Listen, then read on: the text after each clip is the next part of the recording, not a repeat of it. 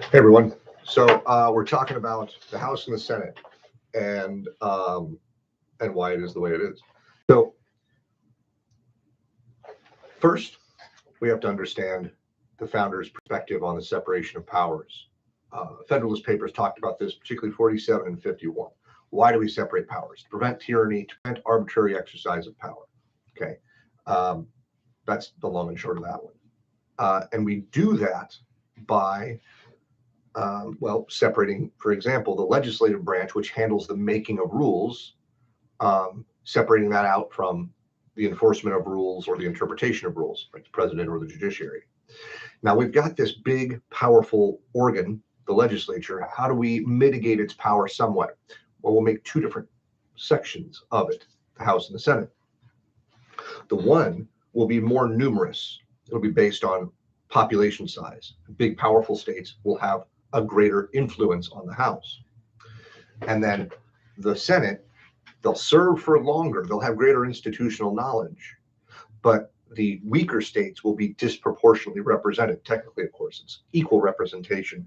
But if you've got a California and a Delaware, if Delaware is equal to California in representation, that's disproportionately benefiting Delaware. Whereas in the House, it's proportional representation. California clearly can throw its weight around. This is all done so that you have to have agreement between these two separate organs, and they are chosen in different ways. This is important. Every 6 years, Senate, 1/3 of the Senate turns over, and every, 2 years, 1/3 of the House is up for vote. I think that's right. Or no.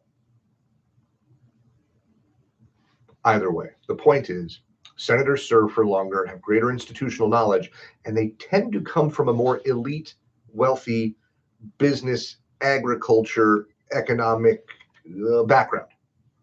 Is this good or bad? Well, you want people with skin in the game, like lots of money invested in the system. You want them to have a say on what happens. It's just appropriate that they should. But you also, because we're all the average people, I'm assuming, we want to say in how the system is governed too. And so the Senate is somewhat reflective of the House of Lords out of the British Parliament, and the House is very representative or similar to the House of Commons, right, in the UK.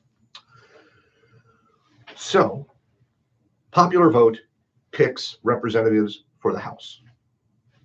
Fair enough. And in particular districts. So, like my current representative Don Bacon probably won't run again, and we'll have a competition between the Democrat. They'll have a preliminary, and then the Republicans will have theirs, and we'll vote it out. And those individuals running for that particular position will only really care at all about the second district, because those are their constituents. Those are the votes that matter to keep them in power. So the rest of the country, even other districts, can potentially pound sand. Potentially. This keeps them close to the people because they have to do it every 2 years, and they're focused on a very particular location geographically. Senators, on the other hand, were not chosen by popular vote. Surprise, surprise. The 17th Amendment changed that, but initially, senators were chosen by the state legislatures, in this case, the Nebraska unicameral. Is this good or bad? I think it had benefits because it offered different perspectives, different lenses.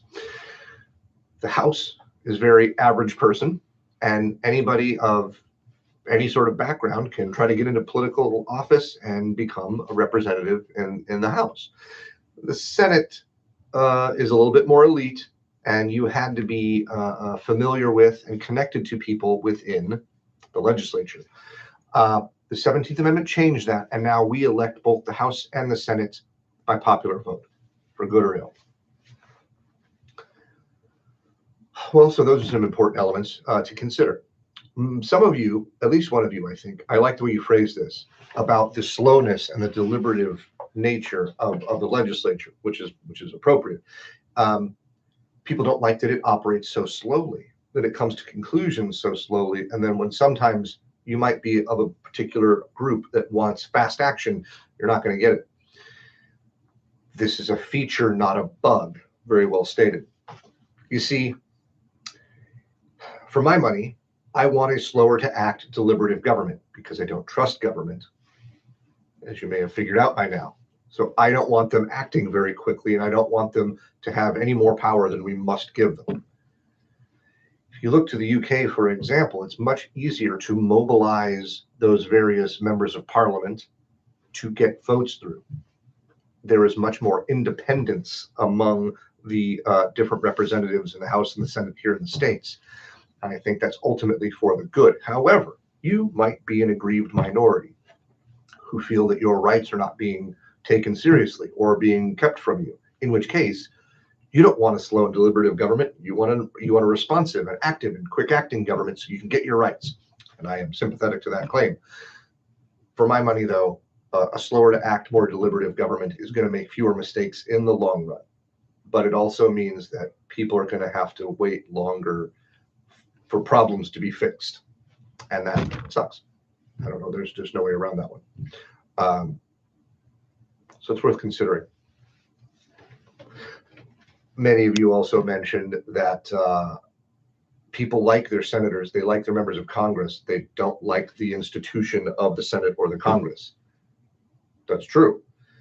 It's a problem of, well, I want my representatives to do things that I want and benefit me, but I don't like the whole institution itself. It's like, well, yeah, that's kind of how it works.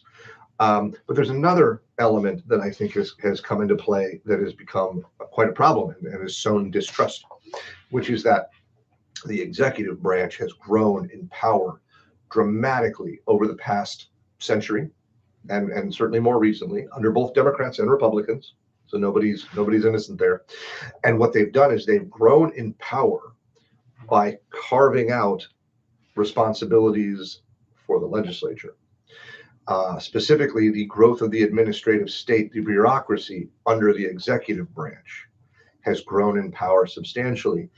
And it seems to be the case that the legislature, the House and the Senate, have been generally happy to allow this to happen. Why would they do this? Well, it turns out when you do things as an elected official, you might make someone unhappy. But if you just talk a lot and don't actually do anything, then nobody can really accuse you of making mistakes. They can accuse you of laziness and inaction, but that seems to be not nearly as bad as voting on bills and policies that people don't like. So what we've seen is, and this is probably a pretty good example, we can look right now in the modern day at how ineffective our House and Senate are in doing just about anything, and certainly in relation to the power of the president. This is quite unfortunate, but a conversation for another time. But in understanding the legislature, you also need to understand how it's changed over time, and arguably how it's changed for the worse. So have fun with that. Talk again soon.